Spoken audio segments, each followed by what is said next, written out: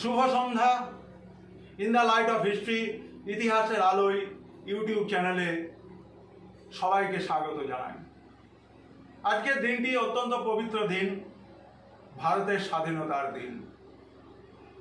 এই স্বাধীনতার দিনে আমি বলবো, বীরের এই রক্তস্রোত, মায়ের এই অশ্রুধারা, এর যত মূল্য তা কি ধরার ধুলাই হবে হারা? না না না, বীরের আত্মবলিদানের কখনো কোনো সমাপ্তি হয় না। বীরের আত্মবলিদান কখনো বৃথা হয় না। বৃথা হয় না বলেই অবিভক্ত বাংলার মাটিতে জন্ম নিয়েছিল বিনয় বাদল দীনেশ। সংক্ষেপে বলা হয় বিবাদী বাগ। বিখ্যাত করিডোরের যুদ্ধের জন্য, অল ইন্ডিয়ার যুদ্ধের জন্য, রাইডার্স বিল্ডিং অভিযানে এই 3 স্কুল পড়ুয়া কিশোর আত্মাহুতি দিয়েছিলেন। বৃথা হয়নি ক্ষুদিরাম প্রফুল্ল চাকির জীবনদান। সুতরাং আমাদের আজকে দাঁড়িয়ে ভাবতে হবে, ভারতের স্বাধীনতা আন্দোলনে বাংলার কি ভূমিকা ছিল। আমি আলোচনা করব আমাদের বিভিন্ন সম্প্রদায়ের মানুষ, পুরুষ, মহিলা, কৃষক, শ্রমিকদের ভূমিকা সম্পর্কে। বাংলা স্বাধীনতা আন্দোলনে মেদিনীপুর জেলা সবার আগে এগিয়েছে। তোমরা তমলুকের নাম জানো, সেখানে প্রথম ভারতের জাতীয় সরকার গড়ে উঠেছিল। মেদিনীপুর কৃষক আন্দোলনের নেতা বীরেন্দ্রনাথ শাসমল, যাকে বলা হতো দেশপ্রাণ, নিকুঞ্জ বিহারী মাইতি, শ্রীনাথ দাস, এরা ছিলেন উল্লেখযোগ্য নেতা। বীরেন্দ্রনাথের নেতৃত্বে ইউনিয়ন বোর্ড এবং চৌকিদারি কর বয়কট আন্দোলন একটা যুগান্তর সৃষ্টি করেছিল। বাংলার কিষাণদের পাশে নজরুল ইসলাম তার লেখনের মধ্য দিয়ে সাহায্যের হাত বাড়িয়ে দিয়েছিলেন। 1901 সাল থেকে 1914 সালের মধ্যে শ্রমিক আন্দোলনের দ্বিতীয় পর্বে অশ্বিনী কুমার ব্যানার্জি, প্রভাত কুসুম রায়চৌধুরী উল্লেখযোগ্য নেতৃত্বের নাম উঠে আসে। এছাড়া গোপেন চক্রবর্তী, ধরণী গোস্বামী, বঙ্কিম মুখার্জি, মুজফফর আহমেদ, এনাদের নেতৃত্বে শ্রমিক আন্দোলন স্বাধীনতার ঢেউকে উত্তাল করে তোলে। মেয়েদের ভূমিকা কি পিছিয়ে ছিল? মেয়েরা কি আমাদের জন্য কিছু করেনি? করেছে। কখনো মা রূপে, কখনো বোন রূপে, কখনো সাজানো স্ত্রী হিসেবে বিপ্লবীদের পাশে থেকে বোমা, পিস্তল, বারুদ বহনের কাজ করেছে। বঙ্গভঙ্গ আন্দোলনের সময় সরলা দেবী চৌধুরানীর তৈরি লক্ষ্মীর ভাণ্ডার স্বদেশী জিনিস বিক্রির একটি প্রধান কেন্দ্র ছিল। তিনি প্রতাপাদিত্য উৎসব, বীরাষ্টমী ব্রত পালনের মধ্য দিয়ে বাঙালি যুবকদের মধ্যে দেশপ্রেম, সাহসিকতার সূচনা করেন।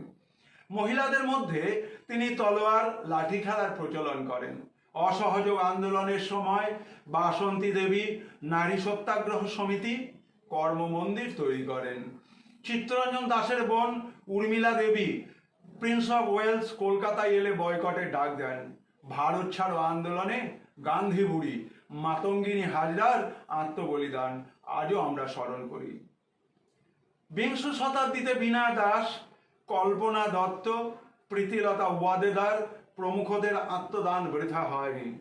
প্রথম দিকে ওনারা পত্রপত্রিকা বহনের কাজ করতেন বিপ্লবীদের জন্য, পরে বিপ্লবীদের আশ্রয় দেওয়া, অস্ত্র বহন করা, অস্ত্র লুকিয়ে রাখার কাজ করতেন। বঙ্কিমচন্দ্রের আনন্দমঠের শান্তি, দেবী চৌধুরানীর প্রফুল্ল, শরৎচন্দ্রের পথের দাবির ভারতী, সুমিত্রার দেশপ্রেম বিপ্লবী মহিলাদের মনে রেখাপাত করেছিল। লীলা নাগ বা লীলা রায় নাগ 1923 সালে দীপালি সংঘ, 1926 সালে দীপালি ছাত্রী সংঘ নামে ছাত্রী সংগঠন তৈরি করেন। 1930 সালে তিনি মহিলাদের আবাস ছাত্রী ভবন তৈরি করেন। 1925 সালে তৈরি করেন শ্রী সংঘ।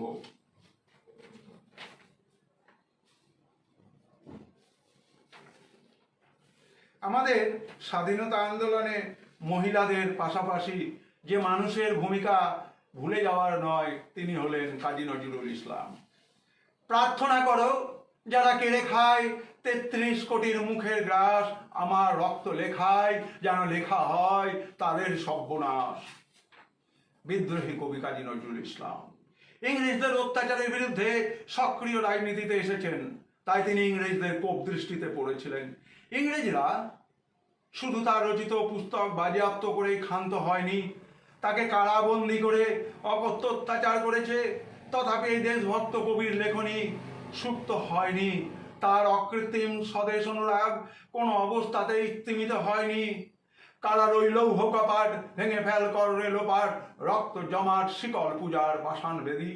গান গেয়ে তিনি কারাগারের সৌধ ভেঙে ফেলতে চেয়েছিলেন পরাধীনতার শৃঙ্খল মোচন, এক নতুন জাতির কথা ভাবতে।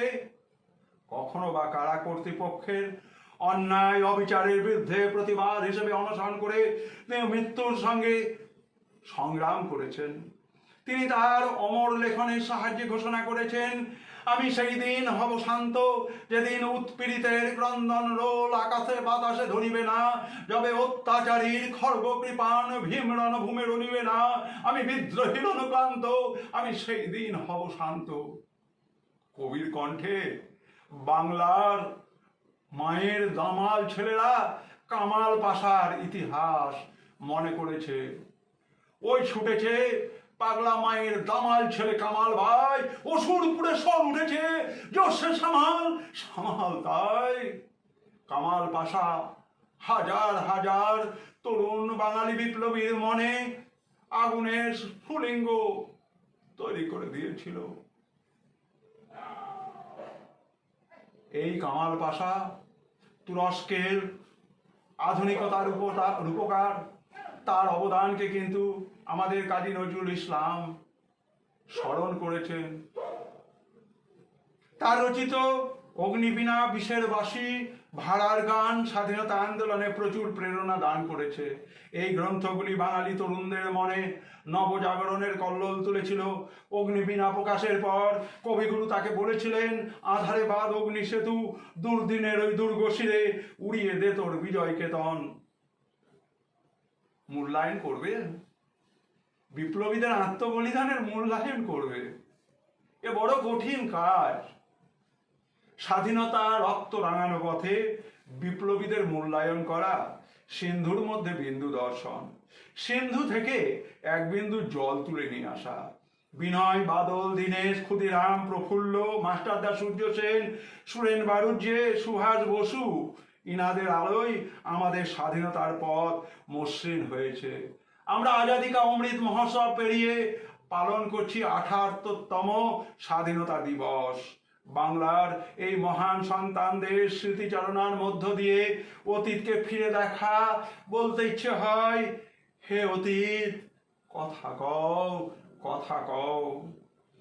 এক সময় মহামতি গোখলে বলেছিলেন, বাংলা আজ যা ভাবে আগামী দিনে সারা ভারত তা ভাবে। সত্যি আজকের ভারতে দাঁড়িয়ে এ কথাটার যথার্থতা খুঁজে পাই। তারা কি ফিরবে আর? কত তরুণ অরুণ গেছে অস্তাচলে, মুক্তির মন্দির সোপানো তলে, কত প্রাণ হলো বলিদান, লেখা আছে অশ্রু জলে। সত্যি ইনাদের আত্মবলিদান তরুণ প্রজন্মকে আজও বিবেকের বাণী শোনায়। ভুলিও না, তুমি মায়ের জন্য বলি প্রদত্ত, আমাদের সবার উপর একটাই পরিচয় হবে, আমি ভারতবাসী। ভারতবাসী আমার প্রাণ, ভারতের মৃত্তিকা আমার স্বর্গ, আমার বার্ধক্যের বারাণসী, আমার যৌবনের উপবন। বন্দে মাতরম, ভারত মাতা কি জয়, জয় হিন্দ।